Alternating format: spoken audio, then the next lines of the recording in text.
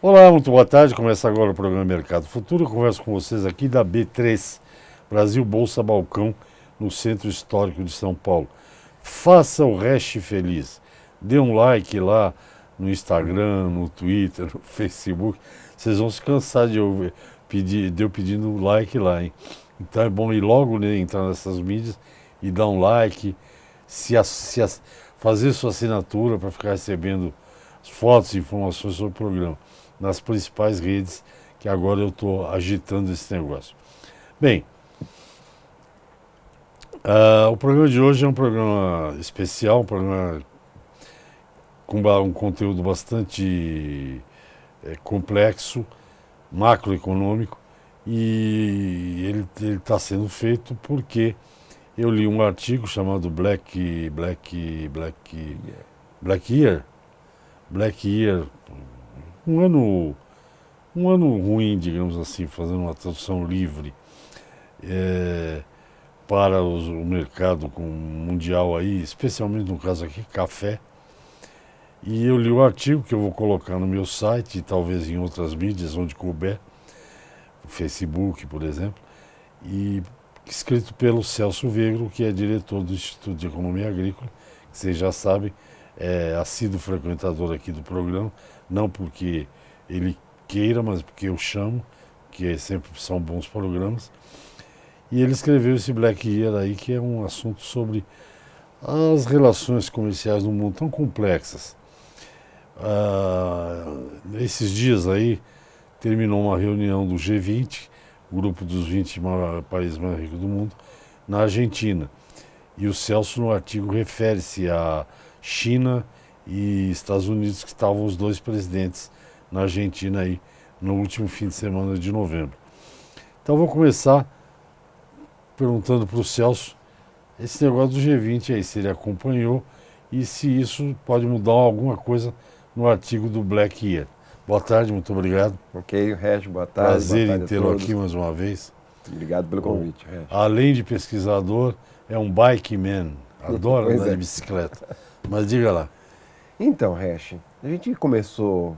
O artigo tem um pouco de humor, né? Porque o Black Year foi lançado no dia da Black Friday. Né? Então eu lancei o artigo no mesmo dia que o povo estava todo envolvido com as compras. Comprar, pegar desconto.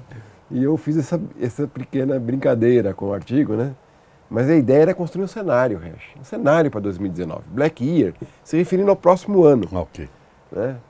E por que Black Year? Porque o conjunto de situações que a gente reuniu ali para tentar enxergar adiante não é alvissareiro.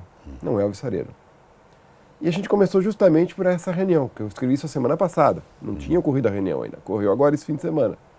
E o último encontro foi o secreto do jantar do chinês com o americano lá para discutir a tal da trégua. Surgiu agora a trégua. Isso eu acho que não muda o artigo. Quer dizer, a gente continua com mau pressentimento para 2019. Primeiro porque a trégua é de 90 dias. Né? Até março. Então não refresca muito, porque os marcos, a reforma do comércio internacional para dar mais liberalidade às trocas, não veio.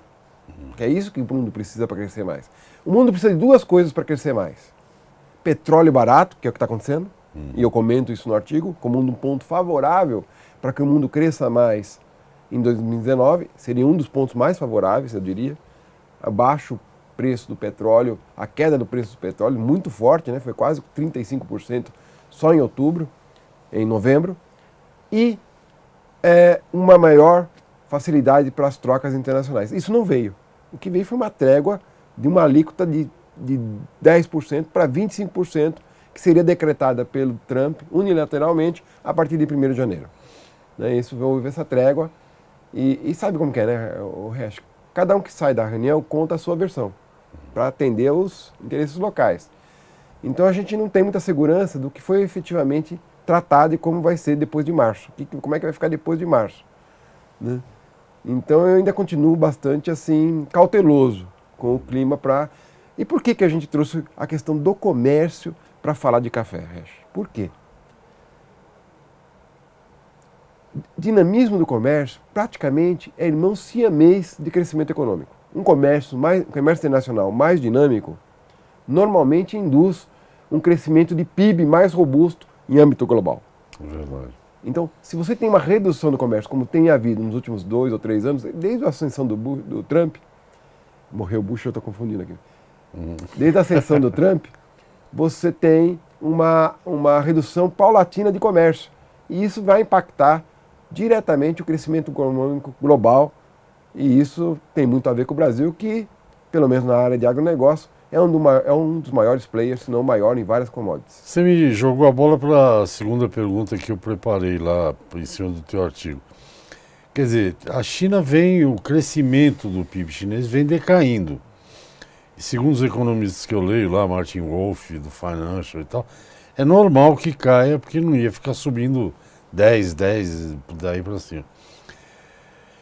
Primeiro, pelo que eu entendi, essa guerra não é boa para o Brasil nem para os outros emergentes, E segundo, o PIB chinês caindo significa o quê? Ela comprando menos minério, menos produtos brasileiros, o que significa? Só para finalizar aquele primeiro parte, okay. Quer dizer, então, essa questão de China e Estados Unidos beligerando em torno do comércio, alguns podem até avaliar que tem sido boa para o Brasil, né? Porque os prêmios da soja subiu, está embarcando mais grão e tudo mais, mas do ponto de vista geral do comércio ele é ruim. E a expressão que eu usei, inclusive nem é minha, é do Marcos Yankee, eu achei muito exemplar. Quando 2 elefantes brigam, quem sofre é a grama.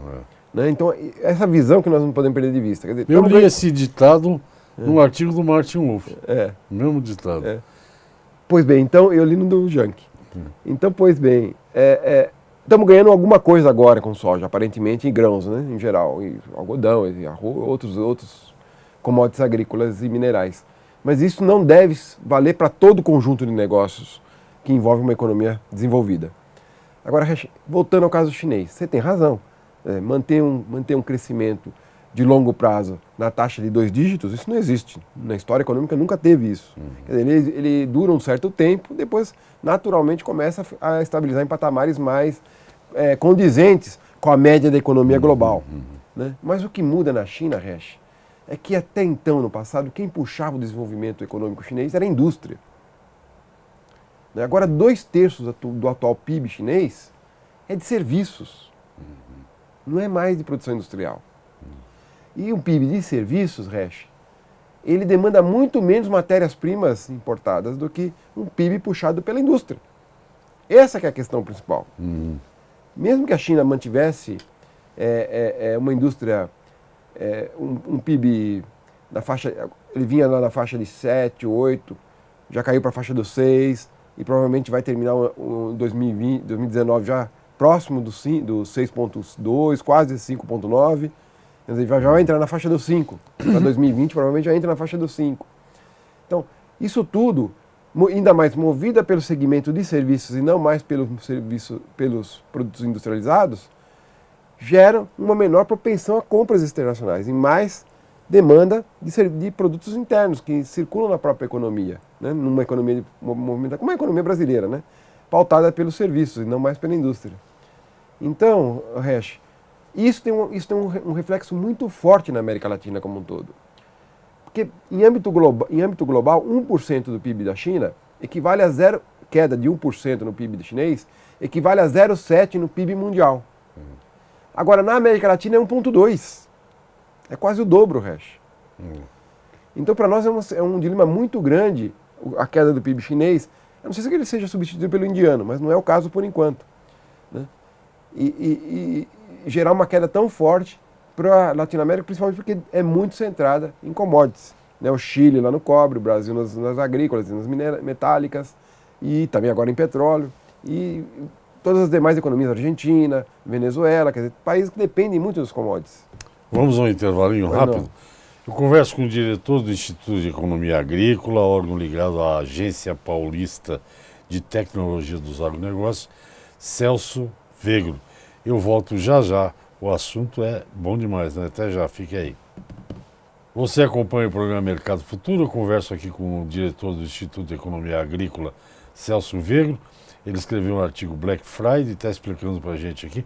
O artigo vai estar, se eu puder, hoje à noite mesmo, eu já coloco lá no site para vocês poderem ler o artigo.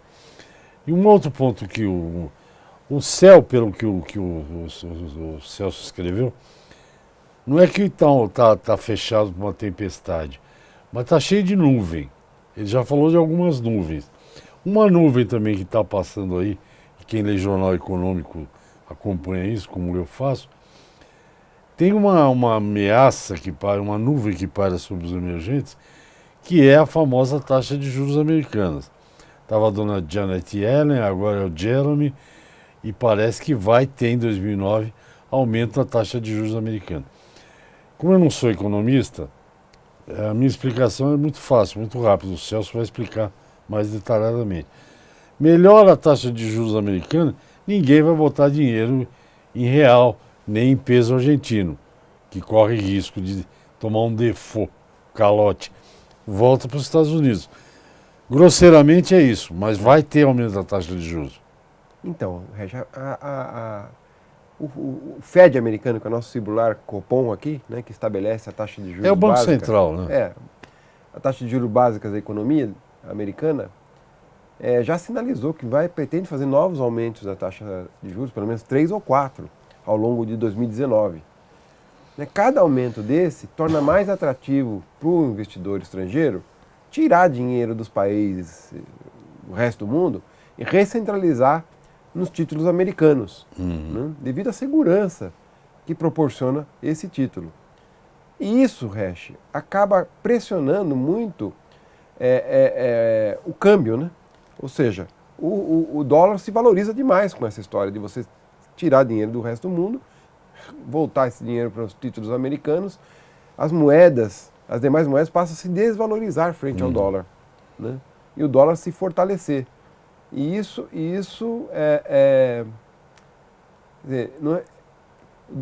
torna um cenário pouco favorável para elevação de cotação de commodities, né?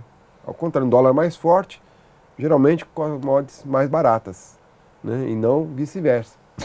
Então isso é um outro fator que tende a pressionar bastante. Dificilmente vão ter picos de preço para as commodities se o dólar continuar numa trajetória de valorização da moeda e desvalorização das moedas dos demais países do resto do mundo, né?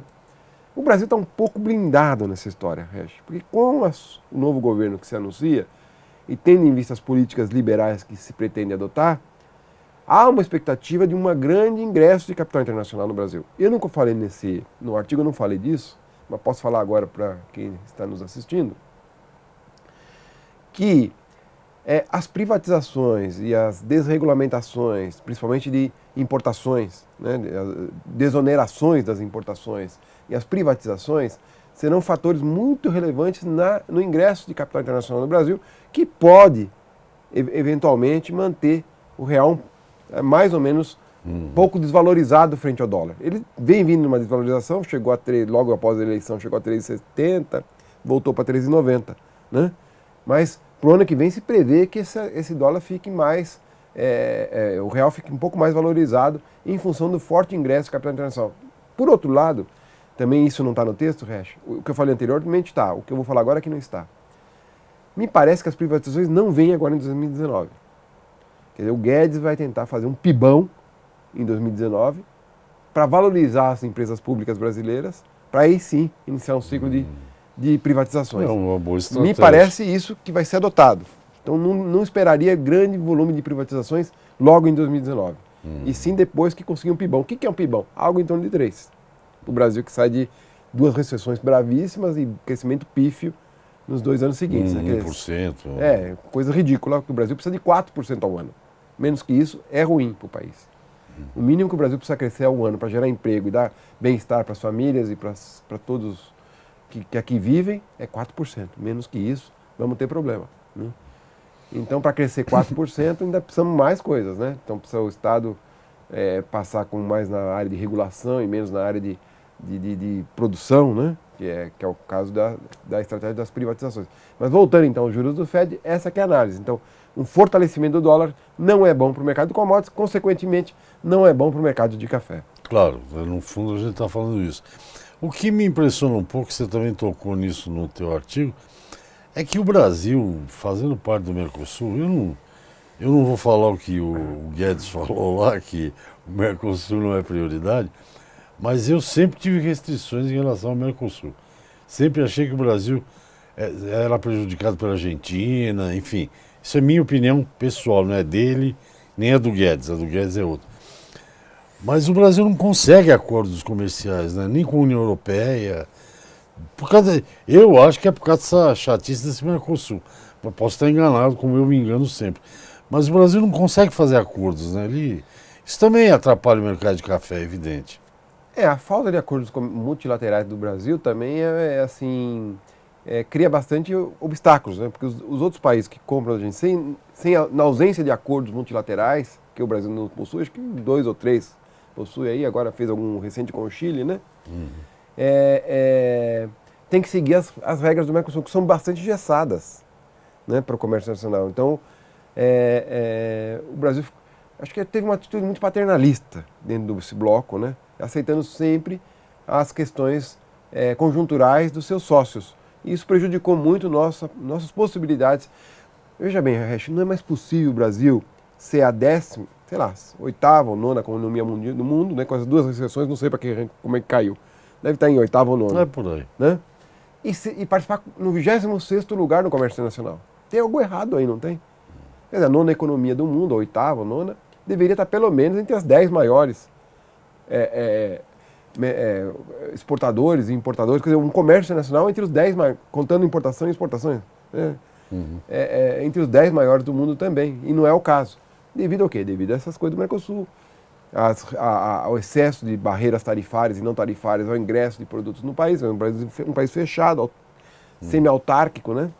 E preso a regras muito rígidas, né, em âmbito do Mercosul, que atrapalham a formalização de acordos multilaterais, que é o que está comandando o ritmo dos negócios nesse ambiente em que os negócios internacionais não estão muito propícios em função das guerras comerciais que começam a se estabelecer entre China e Estados Unidos, União Europeia e Estados Unidos, Japão e Estados Unidos, quer dizer, e logo mais o Brasil também entra nessa roda. Você tocou no teu artigo também num possível... Você falou já nisso aí, que para a economia se comportar bem, digamos, ou melhorar, é preciso um petróleo barato, ou não tão caro como era antes. Mas você acha que é possível, você enxerga o choque de petróleo à frente aí, não? O petróleo foi uma coisa muito, muito engraçada, Regis. Se você pega de outubro a novembro, outubro de 2017 novembro de 2018, teve um crescimento de mais de 20, 25 dólares no barril. Entre 65 foi para 80. Né? E você pega agora 1º de dezembro, ou 30 de novembro, já estava na faixa de 57 o barril. Ele perdeu tudo que ganhou ao longo dos últimos 12 meses, perdeu no único mês. É uma coisa muito inesperada. Existem até visões, acho que também não está no artigo, eu não posso provar isso que eu vou falar agora, mas existem até versões de um grande pacto feito entre o Trump e o príncipe saudita, depois daquele assassinato lá do correspondente no New York Times, na embaixada da Turquia, da Arábia Saudita, em que o Trump, para não retaliar o príncipe árabe, exigiu dele um aumento da produção da OPEP, para dar fôlego para a economia americana continuar num ritmo crescendo como vinha crescendo antes. Isso não dá para provar, mas que é provável né? Então, porque é inexplicável um produto cair tanto em tão pouco tempo. Né? Mais de 30% no único... sabe, existem essas teorias conspiratórias que a gente até fica assim, será que isso pode ser verdade? Mas vindo de um Trump, tudo é possível, né? Ele é bastante maluco para ter esse tipo de ideia na cabeça. Eu não faço uma retaliação contra vocês. E você produz mais 1 milhão de barril. Exatamente, você substitui o Irã. Você pediu intervalo, meu caro? Pedi intervalo. Então, depois do intervalo vamos falar mais nesse mundo maravilhoso. Seja bem-vindo, né, à terra do prazer. Nós vamos ver aqui o café nessa história toda. Nós já voltamos, até já. Ok, estamos de volta, já é o último bloco. Mas vai dar tempo do Celso falar um pouco mais ainda. E depois vocês vão ter o artigo aí no Facebook ou no meu site, hash.com.br. Você comentou no seu artigo, eu também acho isso, que o novo governo não pode falar que a China é comunista e nós não vamos vender para a China. Porque o Brasil só de soja acho que vende 80 milhões de toneladas para a China. E além do mais, a China não é capitalista, mas no comunista também não. É um mezzotérmino ali entre uma coisa e outra. O Estado manda muito, mas ela tem atitudes capitalistas. E é o grande comprador de minério brasileiro. O Brasil não pode se dar ao luxo de não ter acordo com a China. Mas o Celso tocou no assunto, vamos ouvir, e depois ele vai dizer como é que fica o café nisso tudo. É assim, na euforia da vitória presidencial do nosso presidente eleito, já começaram a surgir algumas falas que nos preocuparam, né? Bastante. E não só nós. Todo o segmento do agronegócio ficou muito temeroso, né, com o que foi dito. Primeiro, uma afronta aos chineses comprando, se alinhando automaticamente ao Trump, o que não é bom, né? O chinês não encara isso de uma forma saudável para as relações que tem com o Brasil. E por outro, já de pronto, questionando a questão da compra de terras por estrangeiros, questionando a questão é horrível, né? Mas questionando a compra de terras por estrangeiros, especialmente no caso chinês, né? Ainda que tenha até um pouco de razão, né, Resch? Porque nós temos que diferenciar a compra de terras por estrangeiro quando é fundos, né? Quando é pessoa jurídica ou pessoa física, e quando são fundos soberanos. É dinheiro do governo comprando terra. Eu acho que as duas coisas precisam ver direitinho. Aí é o governo chinês comprando território. Exatamente. Aqui. Então, são dois questões. O Bolsonaro não está errado, não está certo. Tem que ver exatamente do que se trata, né? Mas isso causou bastante constrangimento em âmbito do agronegócio, porque, como o Resch falou, a China é o principal parceiro comercial brasileiro em quase tudo do agronegócio e dos minérios, né?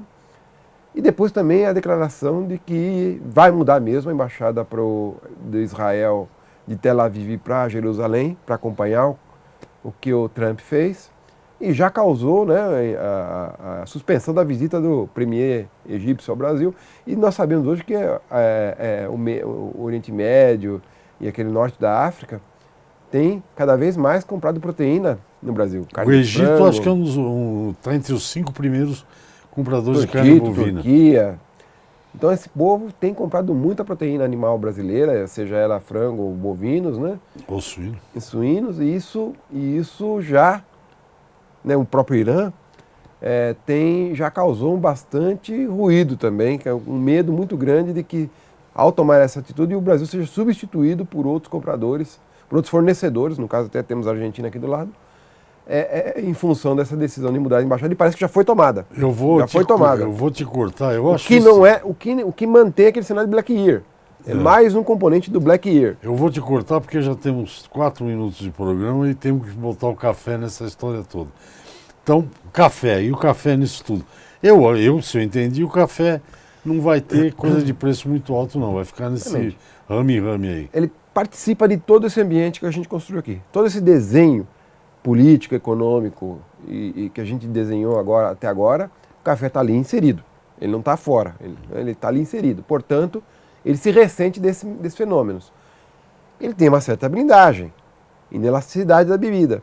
Ou seja, café mantém mais ou menos aquele volume de mercado, sempre crescente, né?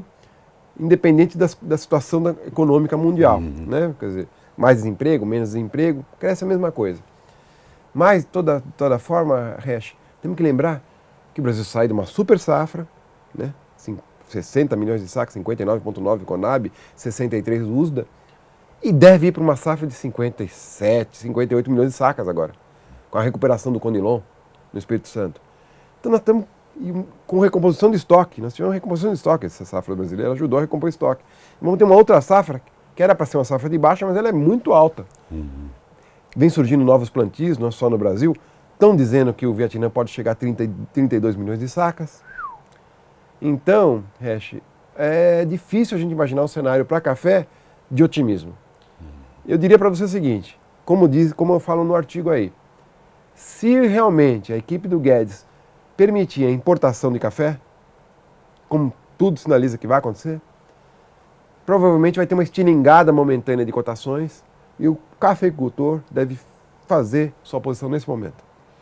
Você acha que pode acontecer isso? Aí depois disso, é só preço declinante. Eu não vejo possibilidade, outras chances ao longo do 2019 de preços em ascensão, a não ser esse pequeno momento em que, decretada a abertura comercial para café no Brasil, quer dizer, podemos importar café para compor blend aqui na indústria, você provavelmente vai ter uma reação do mercado internacional, né? É esperado uma reação, e isso vai ser o único fator altista que a gente deve ter ao longo de 2019. Se aqui nós temos café, temos estoque de café, importando vai provocar um aumento, parece que ia... Porque a imagem que você tem como que o maior país produtor do mundo está trazendo café. Ah, claro. Entende? Se o Brasil está importando é porque a coisa está feia. Então a imagem é essa que vai ser construída, mas até isso ser repensado dentro dos balanços oferta-demanda mundial, aí gera-se novos quadros de balanço e já vai se ajustar lá na frente de novo. Eu li hoje na análise do Duda Carvalhais que a OEC divulgou um número que o consumo de café no ano safra, né, 17-18, o consumo subiu 4,8%. É uma boa notícia, sem dúvida nenhuma. Também falo disso, o consumo também sustenta um patamar de preços confortáveis. Agora, Resch, é isso, né? Quer dizer, se você tem um aumento muito forte de oferta, isso não tem como segurar, né? Quer dizer, o consumo cresce, mas a oferta vai crescer mais ainda, né? Principalmente com essa safra do Vietnã e uma safra de baixo do Brasil que é alta, é próxima da alta, é próxima por causa da recuperação do Conilon no Espírito Santo. Muito obrigado, Celso Luiz Rodrigues Vegro, diretor do IEA. Belíssimo artigo, bela entrevista. Bom, a entrevista é sempre boa aqui. Não é por causa do entrevistador, é por causa do entrevistado, é óbvio. Mas obrigado, então, até a próxima. Obrigado a você, Resch. Estou sempre à disposição. Então tá, gente. Até o próximo programa. Obrigado. Tchau, tchau.